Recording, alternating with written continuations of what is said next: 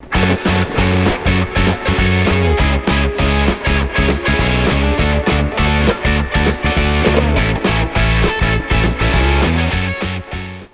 it looks like at some point my power outlet just stopped working because my phone isn't charging and any accessory that I plug in just doesn't work. So it looks like today I'm going to be doing a little troubleshooting and repairing of my cigarette lighter, or in today's modern cars, they're pretty much just all power outlets. I'm Rachel DeBarros and this is Gearhead Diva.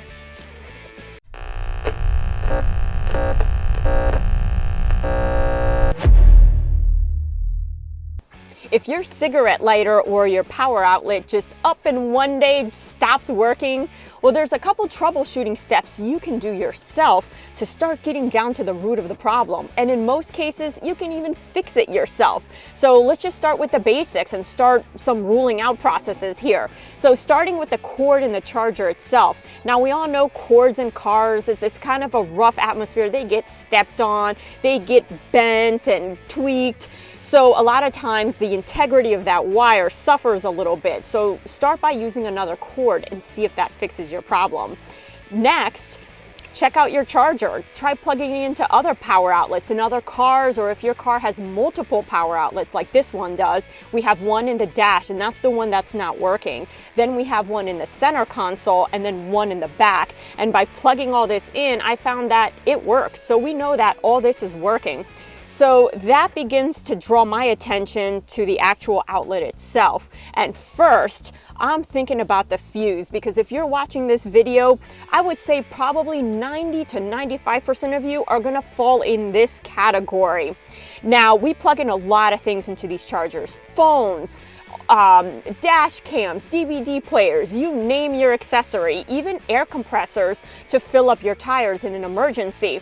Well, if that item just requires too much power, you can actually blow your fuse. And this is what happens most of the time. Maybe one of your children, a spouse, and heck, maybe even yourself. You were in a rush and you didn't really check the power rating and you blew the fuse. So looking for the fuse is pretty easy. Most cars have a bunch of fuse boxes, more than one. So typically one under the hood and maybe one or two inside. And the inside ones you can find either near a kick panel or underneath the dash. Well, I know that the fuse for this cigarette lighter is in the hood, or under the hood. So follow me over there and let's start with that.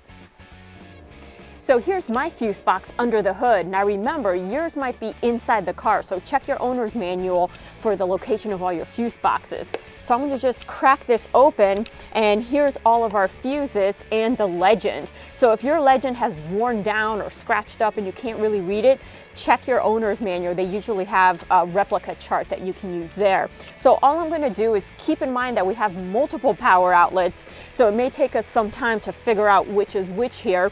So just looking at this list, kind of the first one, the very last option here catches my eye: F104, power outlet console. Now, to me, that's probably the one that's actually in the console, and that one is working. But let's just test it out just for fun. So F104, and I'm going to translate that to the chart here. Let's look for F104, and it's right there. So that would be F15, F39, and F104. It should be this 20 amp guy right here. So with my multimeter set to continuity, or if you have a test light, you can use that as well. Let's see what we get here. And that buzzes. So that's the working one. Let's look for the one that's not working, and continuing on up, I have an entry here, F93. So that one says cigar lighter. Now that's highly suspect. I think that's our guy right there. So F93, let's look for it on our chart here. And on the bottom row, it's right here. So that's F13. I'm gonna count 1, 2, 3, 4, 5, 6. So it's our sixth one. So counting 1, 2, 3, 4, 5, this guy right here. So let's check him out. And that's a whole bunch of silence right there. It's like a silent movie happening. So looks like that fuse is bad. So again, I'm falling into that 90 to 95% of change the fuse and you're good to go. So just to check the ones around it, Well, that works and that works. So yeah, indeed it's the fuse. So let's go ahead and pull this and check it out visually, because if you don't have a multimeter or you don't have a test light, well, I highly suggest you get them, because in the end it does save you a lot of money troubleshooting a lot of this stuff yourself. But with fuses, a lot of times you can visually inspect them and see that something is just not right with it, and I'll show you how. A lot of these more modern fuse boxes already have a little fuse puller. And these are much nicer to use than, I would say, just a regular old set of pliers, because if you're not really sure if your fuse is bad, say you don't have any of this equipment, a multimeter or test light, and you want to pull it out to check it out, well, be real gentle when you use pliers, because you can actually break that middle portion, which is really delicate for fuses. So I'm going to go ahead and just use the little fuse puller that comes in my box right here and stick this out, and we said that this was our bad fuse right there. So all you do is just allow it to snap on just like that, and I'm going to pull it out gently, and just looking at it right away I can see that this fuse is bad. I mean, this one's a visually easy one to see here, and let me show you a side-by-side comparison. With our bad fuse and our new fuse lying side by side, you can definitely tell that the blown fuse is the one on the left. That's the one that I just pulled out. And you know it's blown because of that black kind of burn looking mark right in the middle, connecting the left and right halves. And you can also see that that wire there, that connection, is also been broken. Whereas the one on the right, everything is intact. That's the one that we're going to put in. So even if you didn't have a multimeter or a test light, visually you can see that it's blown. Now if you pull it out and visually it looks okay and you don't have any type of measuring instrument, well, that doesn't automatically mean that that fuse is okay. It might still be bad. And without any type of way to measure it, well, you can still proceed by putting in a new fuse, because they're so inexpensive anyways. And if your cigarette lighter problem is fixed, well, then you can assume that there was something indeed wrong with that fuse, even though it didn't look visually blown. So I'm going to go ahead and pop in this new one over here and see if that fixes our problem. Take the good one and pop that in. Just some nice gentle pressure to push it down into place, just like that. And grab our trusty multimeter here, see if it's happy in its new home. And there we have it. So crossing our fingers that we're going to fall into the 90 to 90% case, which just by this burnt fuse here, I think we're good, unless we have a compound problem in that the fuse went bad, and also the wire harness or the receptacle itself, because you know how that can be. So I'm just going to check those elements, and looks like we should be good to go. So let's head back inside the car. Now for the moment of truth, to see if it was really indeed just that blown fuse. So I'm going to start by putting a charger in the receptacle here, and for this particular power outlet the car does have to be running, so I'm going to start it up, unlike our other power receptacles where you can use them with the car off. So let's fire it up, see what happens here, and 65%. So you can see that there. We are charging. My phone didn't die, so that's how easy it is to do a job like that. So let's say you do this and it's still not working. So you have a good fuse.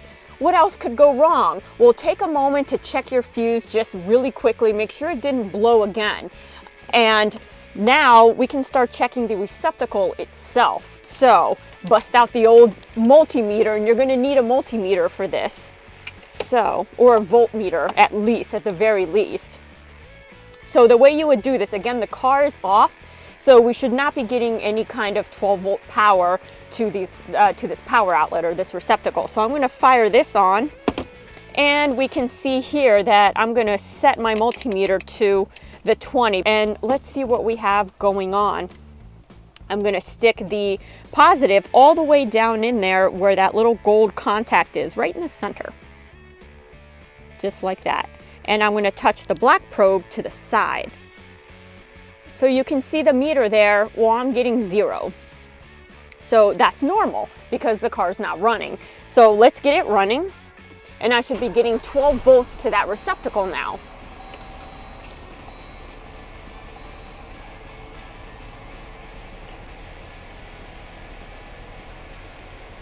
And you can see that I'm getting voltage there. So that receptacle is working, but say you get 0. Well, now you know that you've inspected your fuse, it's good, but power is just not getting to your receptacle. So there's 2 things now that you can check. The receptacle itself. So you want to peek down in there and see if there's any dirt or debris, especially if yours is indeed a cigarette lighter. All that debris can build up and just block all of your contacts. So make sure that that looks nice and clean. Stick a vacuum cleaner down there. You can even use a roll of toilet paper and hook up the vacuum to that, and you can squeeze the end of the toilet paper roll so that way you can get in there really, really well and make sure that's all clean. After that, you want to go ahead and look at the back of your receptacle. So in order to do that, usually it just involves removing some of this trim, or you can access it on the driver's side through the panel here that connects your center console, and look back there. See if you see any like burnt areas. Go ahead and take your multimeter, check the wiring going to the receptacle. And if the wiring checks out, well, remove your receptacle and you can run a continuity test on your receptacle to see if maybe just the receptacle internally is damaged, and then you just have to order another one. But for 90 to 95% of you all, you're gonna fall in my bucket, which is just changing the fuse. And from now on, I'm just gonna be a little more careful of what I'm plugging in here. Maybe double check the power rating before just plugging things in, especially with new accessories that you might want to get and you're excited to use and you just want to plug those in. Well, take a moment just to read the manufacturer specs on that before doing so. So that's about it. I'm going to finish charging my phone as I drive around. I got some errands to run, and I'll catch you all next week. See you later.